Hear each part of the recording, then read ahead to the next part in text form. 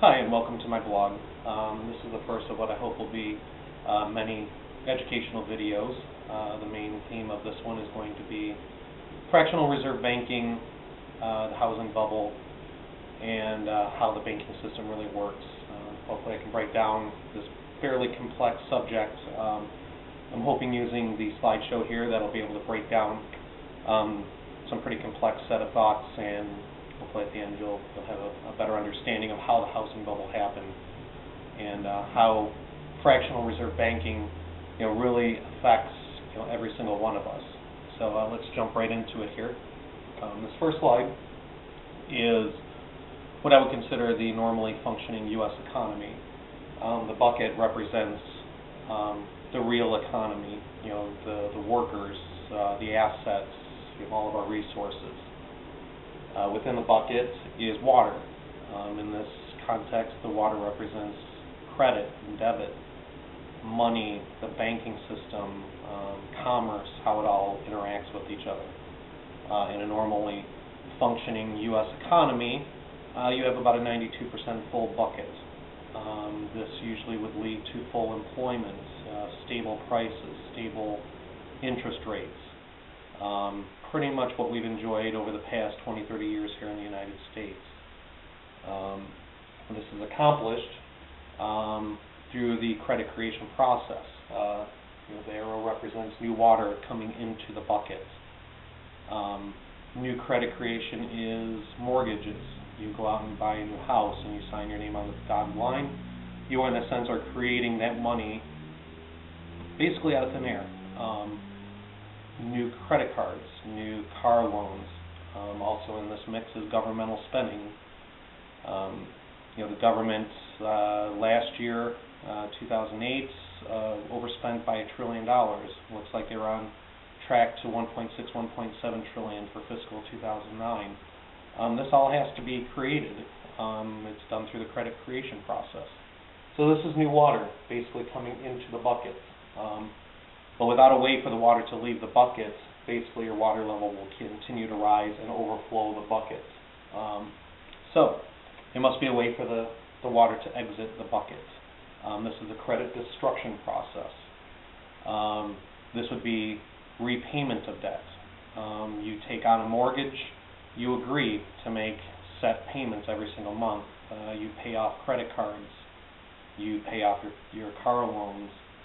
Also in this mix would be foreclosures, bankruptcies. People are unable to pay, their debt burden.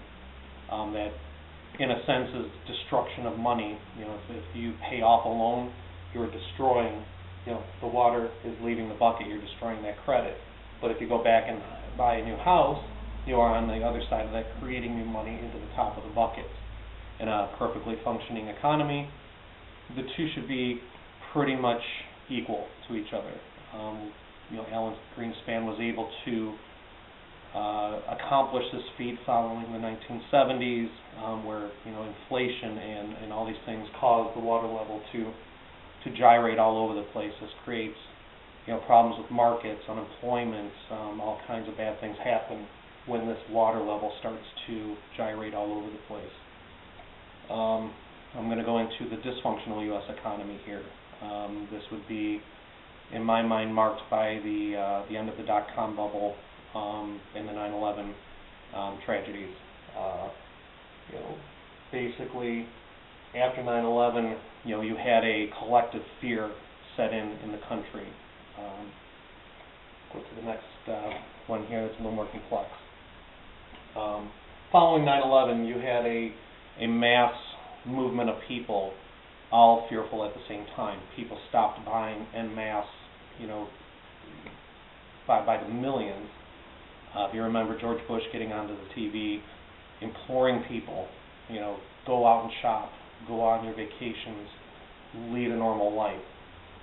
What they saw, what they didn't relate to all of us, is this picture here. What you have is the people still continuing to make payments. Credit is being destroyed out the bottom of the bucket, which is normal. People at this point weren't panicking to the point where they weren't making their payments. You had a normal foreclosure rate. It was still a little bit high, a lot of bankruptcies, but still nothing compared like it is today. What happened, though, was new credit creation. People stopped buying cars. People got antsy about buying new houses. This started to dry up. Water level starts to drop. Anytime you start to see the water level drop in an economy like this, it creates some panic. People stop hiring new people, maybe even start laying off some people. This creates what's called a deflationary spiral, or a deflationary cycle, where you see somebody getting laid off, you get fearful, you stop buying cars, you stop buying houses. This can't happen in our debt credit system. The two need to be equal to each other, or you get these wildly gyrating water levels. So following 2002, what you saw was this would be the Federal Reserve, Alan Greenspan, the Treasury Department under Bush. This was their response to this falling water level. People needed to get back out and start spending again, or they felt things would get out of control. So prior to 2002, you had a housing stock that was basically static to, a static demand, which would be the people. There were slightly more people than houses out there. We were buying a house in this time frame. It was a little difficult, but nothing like the craziness that followed 2002. What they were trying to do was to do two things simultaneously: keep people in the system paying their debts, water out the bottom of the bucket, but they also needed to drastically increase the amount of water pouring into the bucket. People had stopped buying. I don't know if people kind of forget how bad things got in 2002 with the Dow hitting, lows somewhere around 6,700, and unemployment was starting to tick up again. So it was starting to get a little scary. So they had to come up with a very drastic response to this problem. So their response was severalfold. They used Fannie and Freddie, Fannie Mae and Freddie Mac. Basically, through a very small change, ultimately, I don't even think it required an act of Congress, that the Treasury Department was able to work through Fannie and Freddie to help lower mortgage standards, to allow more people into the mix, basically changing the demand and supply ratio. So now all of a sudden you've taken somebody who never would have been able to afford a house or even been considered for a house prior to this.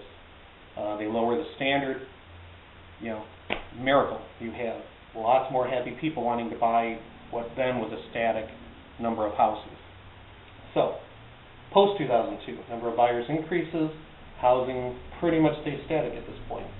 Lots more water pouring into the bucket, exactly what they were looking for. And then people were still bought into the system, they're still making their payments.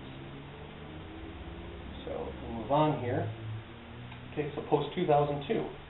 So what you have, lots more real spending going on. It's not only just the mortgages. People feel richer at this point.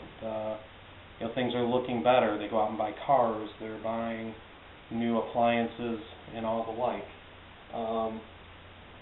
During this time also is the real large usage of things like ARMs, which, if you remember, are adjustable rate mortgages, even things called negative amortization, meaning that you don't even make the full interest payment per month. You're able to actually make less than even what the interest was, meaning month after month what you owe on the house goes up even further and further.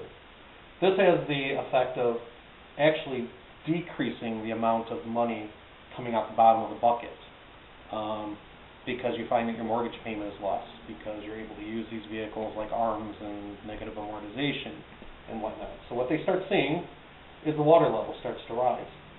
This is when I started paying attention, 2002. This set into motion a slingshot past what would be a normally full bucket. The water level started rapidly increasing. 2003, 2004, you start to see inflation start picking back up again. Oil prices start heading back up. A lot of things start happening in 2002, 2003. How those that didn't buy or sell, people who sat on their houses, people who owned houses for decades before this, they benefited drastically. Actually, I would say more so than a lot of the other people.